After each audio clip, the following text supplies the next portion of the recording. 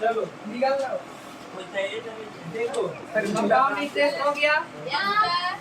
अगला क्या है? Algebraic exercise.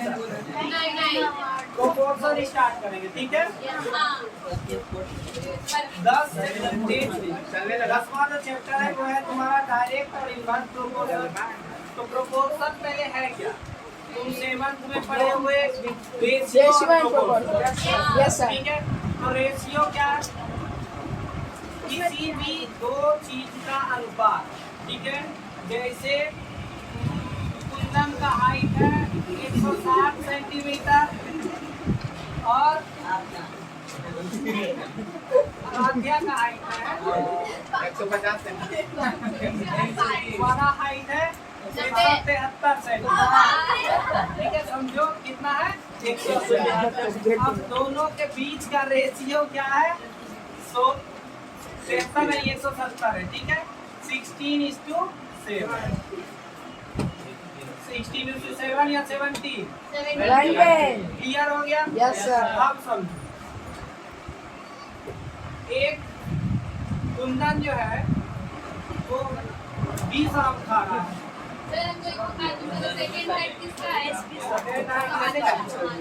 ठीक है, कुंदन जो है कितना आम खा रहा है? 20।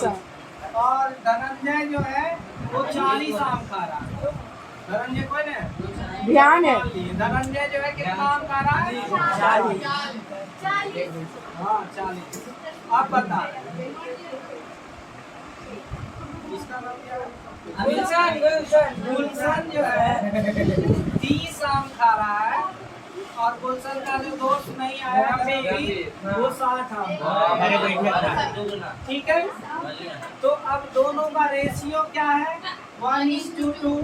1:2। तो दोनों प्रोपोर्शन जिसका रेशियो क्या हो? सेम हो। 1:2 1:2। तो ये क्या है? प्रोपोर्शन। क्लियर है? इसको हम ऐसे भी लिख सकते हैं 20:40। क्या हो गया?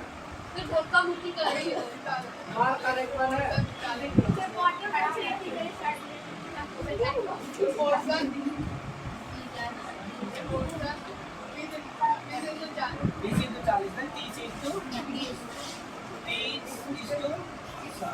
क्लियर है? ये जो साइन है वो क्या चीज का? क्लियर है?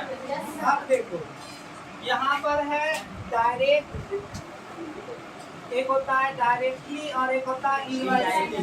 ठीक है, दो चीज का तुम्हारा बुक में मेंशन है। डायरेक्टली है, डायरेक्टली का मतलब हो गया एक ट्रेन है 5 मिनट में 20 किलोमीटर चला। क्लियर है? Yes sir. फिर अगले 5 मिनट में ये जो है 30 किलोमीटर चला। कितना चला? 30। फिर अगले में कितना किलोमीटर चला? 40। तो इसका जो स्पीड इंक्रीजिंग है वो क्या हो रहा है? कांस्टेंट हो रहा है। 20/3 मतलब 2/3 जो इसका स्पीड है वो क्या हो रहा है? कांस्टेंट हो रहा है। समझ रहे हो बात को? समझो।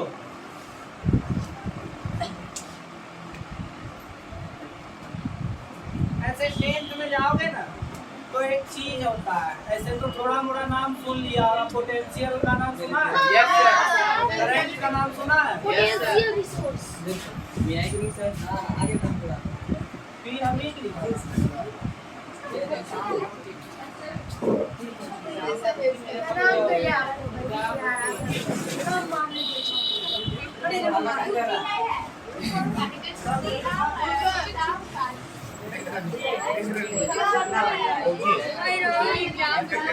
देखो समझा रहे हैं। पोटेंशियल का नाम सुना है, करंट का नाम सुना है, पोटेंशियल डिफरेंस का नाम सुना है। देखो करंट तो सुना है ना? करंट किस वजह से फ्लो करता है? Medium electron. करंट किसके वजह से फ्लो करेगा? अगर किसी भी चीज में हिसाब करो जी, इलेक्ट्रॉन नहीं है तो उसमें करंट फ्लो नहीं करेगा। समझ में आ रहा है? अब हम कह रहे हैं पोटेंशियल और करंट।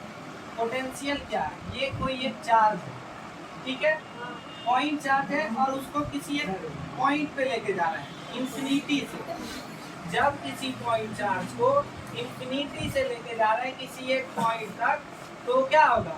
तुम्हारा पोटेंशियल, इसी को पहले पोटेंशियल करते हैं, ठीक है। अब समझो, जब दोनों पॉइंट फिक्स हो जाए तो इसको पोटेंशियल डिफरेंस कर देना। समझो, अभी ठीक से नहीं समझ पा रहे। एक चार्ज है, इसको लेकर के यहाँ गए, मतलब तुम्हारा एनर्जी क्या हो रहा है? लूज हो रहा है ना जी। एक ईटा है, उसको बोल देते तुम अपना घर तक लेके उठा के चल रहे, ठीक है, तो SBR तक जाते जाते जाते जाते तुम्हारा हाथ दर्द करेगा कि नहीं? तो तुम वहाँ पर क्या है, तुम्हारा एनर्जी लॉस हो रहा। समझो, अब सपोज यहाँ पर 3U चार्ज है, ठीक है, और यहाँ पर 6U चार्ज है। कहने का मतलब है कि यहाँ पर तुम 3 ईटा लेके जा रहे हो और यहाँ पर 6 ईटा लेके जाने का है, तो तुम्हारा वो जो है एनर्जी लूज जल्दी कब होगा? 3 ईटा में कि 6 में? समझ रहे बात को? तो जैसे जैसे यहाँ पर चार्ज बढ़ा वैसे वैसे एनर्जी तुम्हारा क्या होगा? जल्दी खत्म होगा, जल्दी खत्म होगा। तो number of charge is directly proportional to energy loose.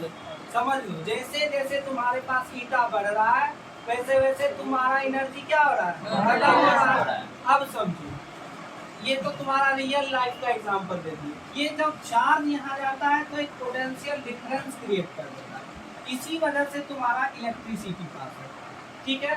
समझो, पोटेंशियल डिफरेंस या किसी चार्ज को ले जाने में हमको ग्रेविटेशनल फोर्स का जरूरत नहीं है। नहीं तो चार्ज छोड़ दिए, गिर गया पूरा, एकदम इलेक्ट्रिसिटी पूरा फैल गया पूरा, वैसा नहीं है।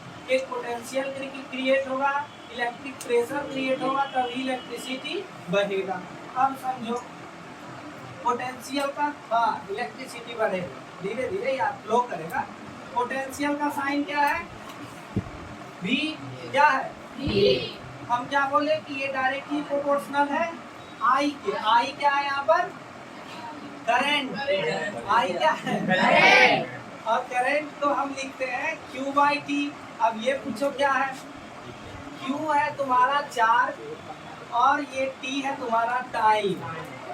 मतलब कि Q जो है कितना चार्ज कितने टाइम में तुम्हारा कैरी किया गया, उसी को हम क्या करते हैं?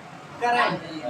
क्या करते हैं? Current. The number of flow of charge per unit time is called current. कोई दिक्कत? No sir. इसका ऐसा यूनिट कूलम का, चार्ज का होगा कूलम, टाइम का होगा सेकेंड, और करंट का ऐसा यूनिट कोई बता दो, ज्यादा तेज जो है बड़ी होगी, मान ही नहीं सकते। एम्पियर। याद आया? एम्पियर। देखो, अब देखो, अच्छा कोई नहीं, पोटेंशियल डिफरेंस है, डायरेक्टली प्रोपोर्शनल है I के, मतलब पोटेंशियल डिफरेंस जैसे जैसे बढ़ेगा करंट क्या होगा? बढ़ेगा। प्रोपोर्शनैलिटी कांस्टेंट टूटने, ये कांस्टेंट टूट, ये जब प्रोपोर्शनैलिटी टूटता है तो एक कांस्टेंट निकलता है। जैसे ये V का कांस्टेंट टूटेगा तो ये IR निकलेगा। एक लॉ का नाम सुने होंगे शायद कभी किसी के मुंह से, ओम्स लॉ। सुना है ओम्स लॉ का? Yes sir. ओम्स लॉ यही है। हाँ, 1s 2s 3s 4s। गेंद में किसी का बाय बार है, ओम्स लॉ पढ़ता है। देखो, तो ये है इसका ग्राफ, डायरेक्टली प्रोपोर्शनल का ग्राफ ये है। थोड़ा सा और बढ़ा दे इसको, ट्वेल्थ में जाओगे तो ये गलत हो जाएगा। नहीं, ट्वेल्थ में जाने के बाद ओम्स लॉ आपका गलत हो जाएगा। ये आपका भी जो है तुम्हारा I वो कांस्टेंट नहीं रह के ऐसे मुड़ जाएगा आगे जाके, 10th तक कांस्टेंट वो रहेगा। अब पूछो काहे हुआ, ट्वेल्थ में जाएगा तब पूछो। ठीक है, अभी इतना समझ में आ रहा है तुमको पहले, तब झुट्ठो का मौका लगा। तो प्रोपोर्शनैलिटी समझ गया, कोई भी प्रोपोर्शनैलिटी टूटेगा तो एक कांस्टेंट निकलेगा। ये आर ने पूछा क्या है, कांस्टेंट है जिसको हम लोग रेसिस्टेंस कहते हैं। किसी भी कंडक्टर का एक अंदर का गुण होता है जो इलेक्ट्रिसिटी को रोकता है। समझो, तुम ग्रेफाइट में इलेक्ट्रिसिटी पास करवा और कॉपर में और डायमंड में सबसे ज्यादा स्पीड कब पास करेगा इलेक्ट्रिसिटी? किससे? डायमंड में।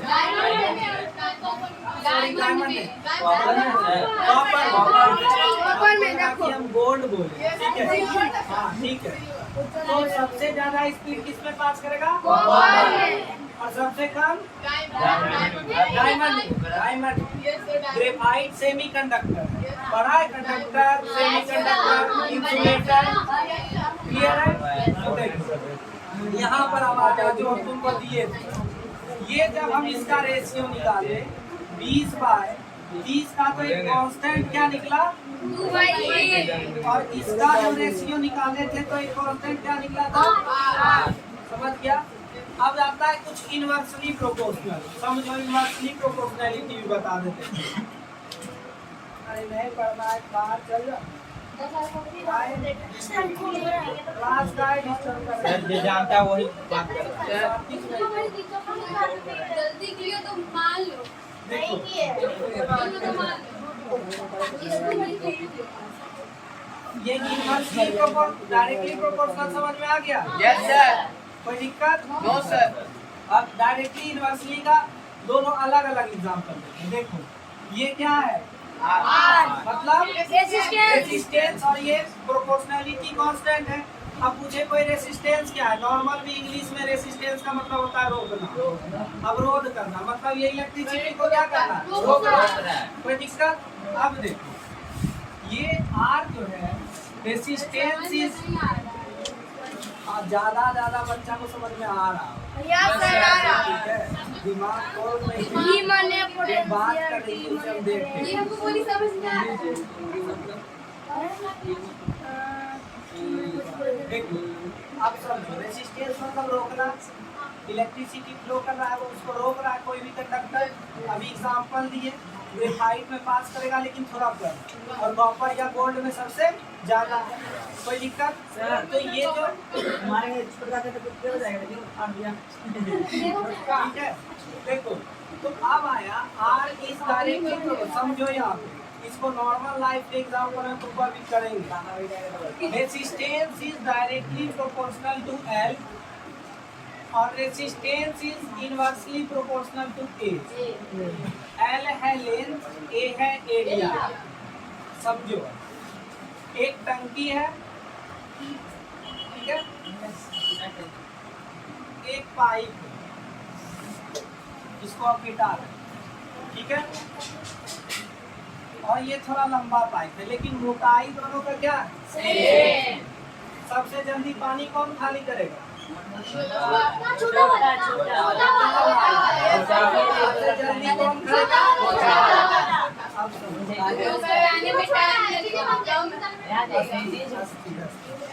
मतलब समझो, अब यहाँ समझो, ठीक से डायरेक्टली और इनवर्सली समझो। हम लेंथ बढ़ाए, रेसिस्टेंस क्या हुआ? बढ़ गया। समझो, पाइप का लेंथ बढ़ाए तो पानी को खाली करने का टाइम क्या हो गया? बढ़ गया। डायरेक्टली प्रोपोर्शनल समझ में आया? Yes sir. हम पाइप का लेंथ बढ़ाए तो इसका जो टंकी का पानी खाली करने का टाइम है वो क्या हो गया? बढ़ गया। अब देखो, एक और एग्जांपल ले लो। एक यही टंकी है, इसमें एक इतना मोटा पाइप है और ये दे दिए हम इतना बम्मा एकदम, ठीक है, सबमर्सिबल वाला पाइप। जल्दी पानी कौन खाली करेगा? मोटा वाला। मतलब जब हम इसका एरिया ऑफ क्रॉस सेक्शन क्या किए? बढ़ाए, तो इसका टाइम क्या हुआ? और जब इसका एरिया क्रॉस सेक्शन कम कर दिए तो टाइम क्या हो गया? तो ये कौन सा प्रोपोर्शनल? Inversely proportional. अब यहाँ पर इसको ऐसे भी समझ सकते हो। देखो, इसका R is equal to L/A और ये एक रो कहता है, कहते रो मत जानो, ये कभी समझ लो। एरिया जैसे समझो लेंथ है 5 सेंटीमीटर, क्लियर। और एक बार एरिया तुम 2 लो और एक बार एरिया तुम 3, तो ज्यादा रेसिस्टेंस कब होगा? जब 2, इसका रेसिस्टेंस हुआ 2.5 और इसका रेसिस्टेंस हो जाएगा 1 पॉइंट समथिंग, तो रेसिस्टेंस ज्यादा कब है? मतलब कि एरिया यहाँ पर जब हम घटाए तो रेसिस्टेंस क्या हुआ? बढ़ गया। और एरिया जब बढ़ाए तो रेसिस्टेंस क्या गया? घट गया। तो ये एरिया जो है रेसिस्टेंस के कोई ऐसा प्रोपोर्शनल है, इन्वर्सली प्रोपोर्शनल। ठीक है। और लेंथ तुम्हारा कैसा प्रोपोर्शनल? Direct proportional. कोई दिक्कत? अब आते हैं तुम्हारे बुक पे। अब इन्वर्सली डायरेक्टली समझ में आ गया? Yes sir. कोई दिक्कत? No sir.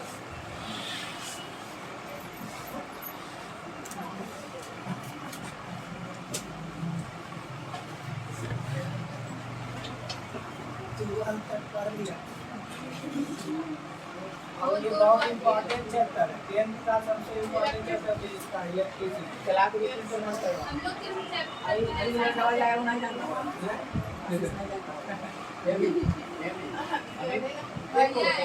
आप सब देखो।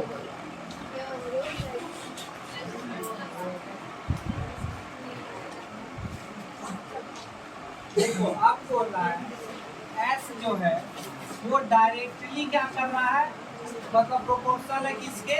क्यू के। समझो एस जो है वो डायरेक्टली प्रोपोर्शनल है क्यू के। प्रोपोर्शनलिटी कांस्टेंट टूटेगा क्यू के कोई कांस्टेंट। समझो क्यू क्या, के क्या है? क्यू को हम एस बाई क्यू लिख सकते हैं, ये कांस्टेंट के है। तो ये दोनों का रेशियो जब निकालेंगे तो एक हमको क्या मिलेगा? कांस्टेंट टर्म मिलेगा। देखो अब दिया हुआ है कि right an equation that specifies variation of, ये इक्वेशन को तुम लिख सकते हो। अब दिया हुआ है कि फाइंड द एस। समझो बात, किसको फाइंड करना है हमको? पहले एक कांस्टेंट टर्म तो निकाले नहीं हम लोग, कांस्टेंट टर्म निकाले हैं नहीं। एस एक बार दिया हुआ है तुम्हारा 4 और क्यू दिया हुआ है तुम्हारा 6। समझ रहे हो बात को? अब देखो इसमें पुट करो तुम, एस क्या है यहाँ पे 4 और क्यू क्या है 6 और क्यू मल्टीप्लाइड बाय के क्या है मेरा? कांस्टेंट। ये यहाँ आ जाएगा, ये आ गया, मतलब 4/6 इक्वल टू 6। कांस्टेंट टर्म क्या निकला? 2/3। कोई दिक्कत?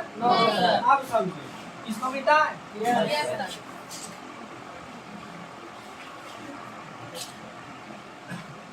दिया हुआ है कि फाइंड एस, एस को निकालिए व्हेन क्यू जो है क्या है 15 है, ठीक है। तो हम एस और क्यू का रेशियो क्या निकाले? 2/3 निकला है कांस्टेंट। निकालना क्या है हमको? एस दिया हुआ क्या है? दिया हुआ है तो s by 15 is equal to 2/3। ये कटेगा, s कितना आ गया? आगे समझ में? Yes sir. बस यही है। और एक चीज, एक बार तुम्हारा सपोज s दिया हुआ रहे, q तुमको फाइंड करना है। हाँ s है तुम्हारा 12 और Q तुम्हारा फाइंड करना है। तो S बाई क्यू हम क्या निकाले? एक कांस्टेंट टर्म 2/3। S कितना है? 12। 12 बाई क्यू इक्वल टू 2/3। कटा यहाँ से। अब समझो जैसे तुमको करना है, इसको यहाँ लेके जा, इसको यहाँ लेके जा। ये 6/Q इज इक्वल टू 1/3 हो गया हुआ। तो Q यहाँ जाएगा, 3 यहाँ आएगा, क्रॉस मल्टीप्लीकेशन, ये कितना हो गया? Q equal to 18। आगे समझ में? Yes sir.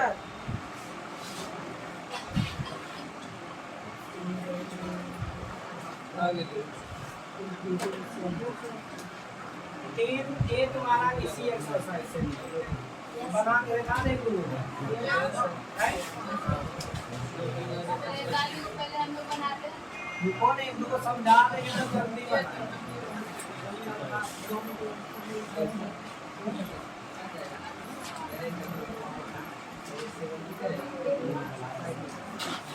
देखो कांस्टेंट टर्म निकालना है तुमको। अगर x इक्वल टू -8y दिया हुआ है तो इसमें कांस्टेंट टर्म क्या होगा? x बाय y का -8। वर्ड प्रॉब्लम बताए, वर्ड प्रॉब्लम। एक एग्जांपल का देखो क्वेश्चन दिया है, अच्छा क्वेश्चन है। चलो दिया हुआ है टाइम और हाइट।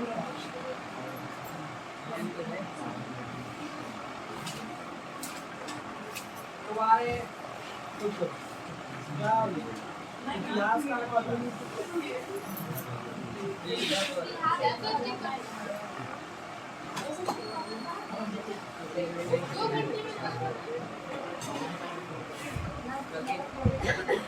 देखो समझो। अब तुमको क्या है, स्वाभाविक है बच्चा में कोई एक रोटी खाता है, अभी गया हुआ 4 खाएगा, फिर हो सकता है तीसरा में जाऊँ 2 बन जाएगा। देखो तो जब बच्चा का एज कितना है 2, तो ये कितना रोटी खाया हमको बता देंगे, ठीक है। लेकिन जब बच्चा का एज 10 हुआ तो वो 5 रोटी खाने लगा।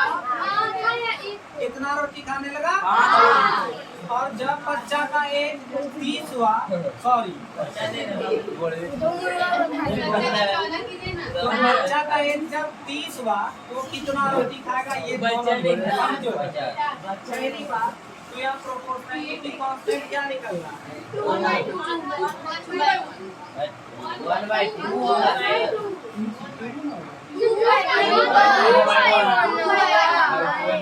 x by y is equal to 2/1।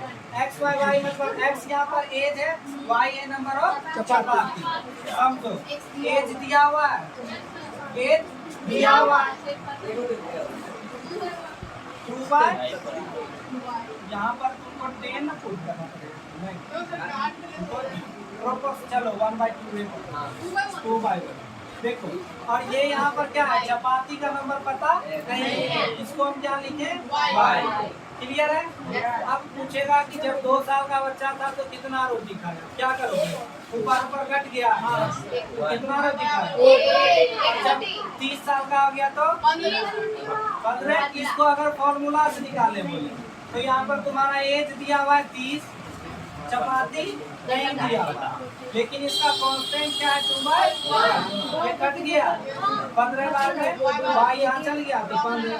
तो जब 30 साल का हुआ तो वो कितना रोटी खाने लगा? समझ में आ गया? Yes sir. 15 रोटी खाएगा तो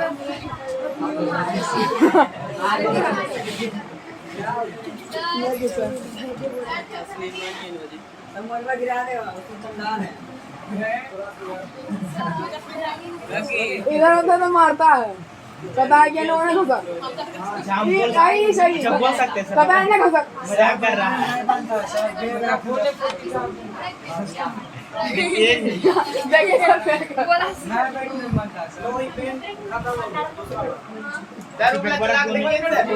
रोटी खाएगा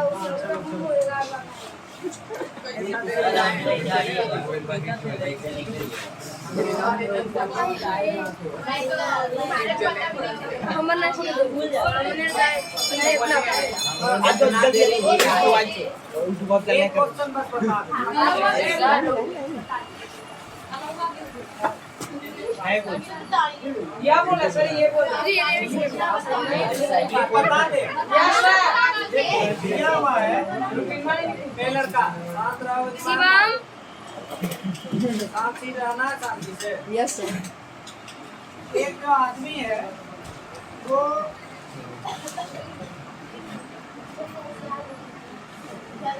150 कदम चलता है तो वो 125 मीटर चल रहा है। 150 कदम चला तो कितना मीटर चला? नीचे। वेरिएबल टर्म मानना है हमको। कदम का मान लिए के और डिस्टेंस का मान लिए तो ए और डी में जो एक कांस्टेंट टर्म निकला वो क्या निकला 25 25 छक 150 25 बचे 125 अब क्वेश्चन में दिया हुआ है अगर ये 360 स्टेप चला, यहाँ पर कदम है ना, हाँ। स्टेप कितना चला ये 360 तो कितना डिस्टेंस कवर करें? छचा के 36 7 12 25 7 12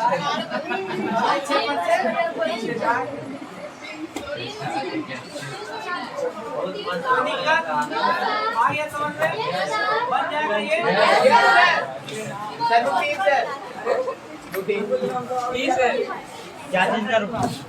इसका